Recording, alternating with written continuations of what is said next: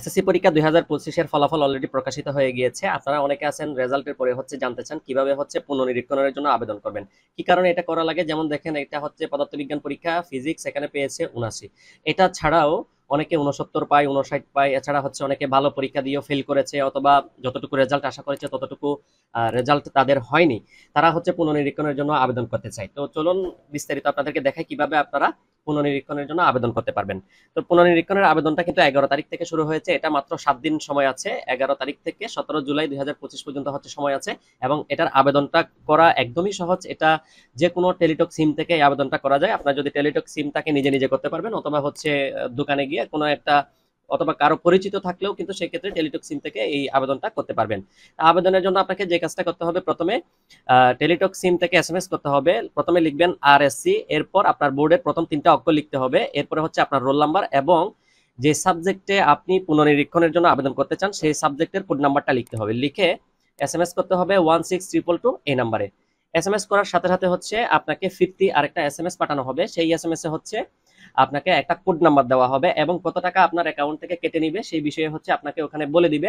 এরপরে দ্বিতীয় এসএমএস একটা পাঠাতে হবে। সেটা আপনাকে প্রথমে লিখতে হবে আরএসসি।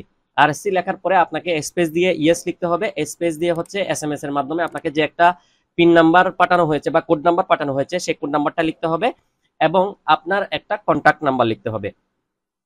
এরপরে সেটা সেম ভাবে আগের মতো পাঠাতে হবে 16322 এই নাম্বারে। এরপরে আপনার অ্যাকাউন্ট থেকে পর্যাপ্ত পরিমাণ টাকা থাকলে সেখান থেকে টাকা কেটে নিবে। অবশ্যই এসএমএস করার আগে আপনি অ্যাকাউন্টে পর্যাপ্ত পরিমাণ টাকা রাখতে হবে।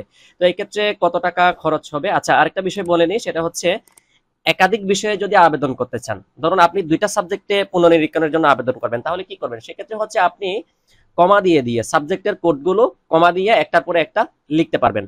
এরপরে যদি যে সকল বিষয়ে 2টা পত্র আছে, যেমন বাংলা প্রথম পত্র আছে, দ্বিতীয় পত্র আছে, ইংরেজির ক্ষেত্রে প্রথম পত্র 2টা পত্র আছে, এগুলো একটা পত্রের জন্য আবেদন করা যায় না। এগুলো আবেদন করতে হলে আপনাকে 2টা পত্রের জন্য আবেদন করতে হবে। যেহেতু এগুলো আলাদাভাবে হিসাব হয় না, একসাথে হিসাব করা হয়, তাহলে আপনার সমস্যা যে হয়েছে সেটা কি প্রথম পত্র নাকি দ্বিতীয় পত্র, এটা কিন্তু আলাদাভাবে বোঝার উপায় নাই। সেক্ষেত্রে আপনাকে 2টার জন্য আবেদন করতে হবে এবং সেক্ষেত্রে 101, 102, তারপর 107, 108, অর্থাৎ প্রথম পত্রের জন্য আবেদন করতে গেলে সেক্ষেত্রে দ্বিতীয় পত্র, অর্থাৎ দুটোটার জন্য একসাথে আবেদন করতে হবে। প্রতি বিষয়ের জন্য আবেদন ফি আপনার 150 টাকা করে কাটবে। আর যে সকল পত্র বাংলা, ইংরেজি যেগুলোর ক্ষেত্রে প্রথম পত্র দ্বিতীয় পত্র আছে, সেগুলোর বেলায় প্রত্যেকটা পত্রের জন্য 150 টাকা করে, 2টা পত্রের জন্য 300 টাকা করে কাটা হবে। আর প্রতিটা টেলিটক সিম থেকে যে আপনি এসএমএস করবেন, সেই ক্ষেত্রে নরমাল টেলিটক থেকে মেসেজ করলে যে যতটা ফি কাটা হয় ওই পরিমাণ একটা এসএমএস চার্জ কাটা হবে। সম্ভবত সেটা 2 টাকা বা 3 টাকা এরকম হবে আর কি।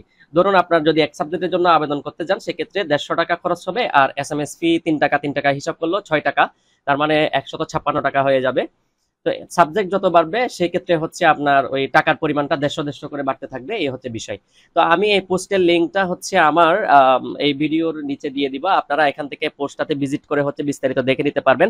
আর চট্টগ্রাম বোর্ডের যে অফিসিয়াল বিজ্ঞপ্তিটা দিয়েছে সেটা আমি এখানে স্ক্রিনে দেখাচ্ছি। আপনারা চাইলে এখান থেকে স্ক্রিনশট নিয়ে নিতে পারেন। আমি বিস্তারিত আমার পোস্টেও লিখে দিয়েছি, আপনারা চাইলে এটাও পড়ে নিতে পারেন। সকল বোর্ডে সেম, এটা বিভিন্ন বোর্ডে আলাদা আলাদা ভাবে তারা তাদের ওয়েবসাইটে এটা বিজ্ঞপ্তিটা প্রকাশ করে, কিন্তু সব ক্ষেত্রে আবেদন করার পদ্ধতিটা সেম।